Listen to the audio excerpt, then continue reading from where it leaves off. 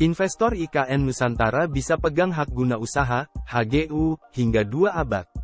Hal itu berdasarkan UU IKN yang baru yang menyebut investor IKN Nusantara bisa memegang hak guna usaha atau HGU selama 190 tahun atau hampir 2 abad.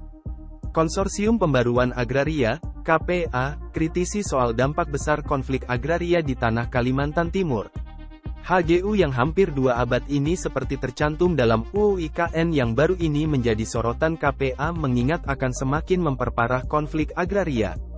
KPA menyebut UU IKN baru seolah menganggap tanah di IKN Nusantara adalah tanah kosong, sementara di lokasi ada juga masyarakat adat. KPA menilai UU IKN baru tidak melihat realitas di lapangan hanya demi memuluskan investor IKN Nusantara. Di dalam pasal 16 UU IKN baru tertuang bahwa jangka waktu HGU paling lama adalah 95 tahun melalui siklus pertama, kemudian dapat diberikan lagi selama 95 tahun pada siklus kedua. Dikutip tribunkaltim.co dari kompas.com, aturan itu pun dianggap tidak sejalan dengan Undang-Undang Pokok Agraria, UPA, yang tidak mengenal siklus pemberian HGU.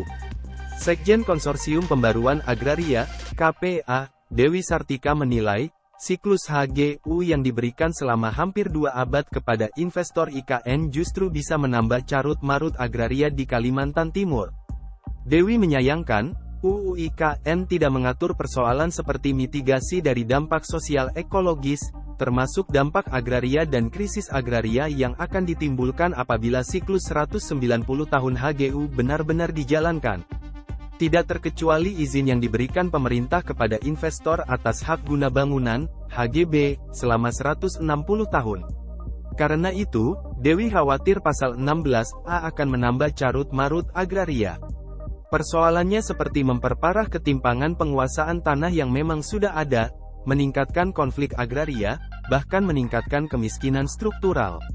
Ini yang diabaikan di UU IKN, sama sekali tidak berbicara soal bagaimana mitigasi risiko konflik agraria, mitigasi dampak, soal kerusakan lingkungan, dan seterusnya, ujar Dewi kepada kontan.co.id, Senin, tanggal 9 Oktober tahun 2023. Dewi bilang, IKN memerlukan tanah seluas hampir mencapai 250.000 ha, baik untuk zona inti maupun zona pengembangan.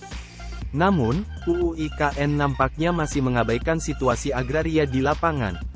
Seolah-olah kandang timur, terutama di Penajam Pasir Utara dan kota-kota negara itu tanah kosong. Padahal tidak, realitas di lapangan itu ada masyarakat adat, ada masyarakat lokal.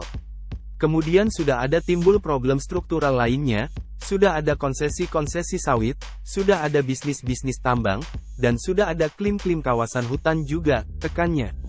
Dewi menuding, motif dari lahirnya HGU bukanlah soal kebutuhan dan kepentingan membangun istana, kantor-kantor kementerian dan lembaga, melainkan bisnis perkebunan berkedok pembangunan ibu kota di IKN. Kelihatan sekali karena tadi memberikan konsesi kepada para pemodal, investor yang bergerak di bisnis perkebunan, ucapnya. Sampai saat ini, KPA menolak UU IKN itu.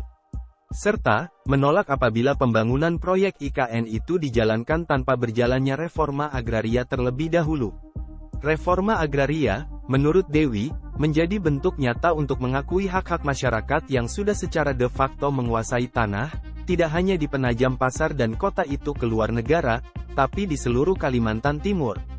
Pendaftaran tanah sistematis secara lengkap yang sekarang sedang dijalankan ATER BPN menurutnya belum menyeluruh dan masih bersifat diskriminatif karena mengeksklusi wilayah-wilayah yang dianggap statusnya dalam konflik agraria, masih tumpang tindih dengan konsensi-konsensi.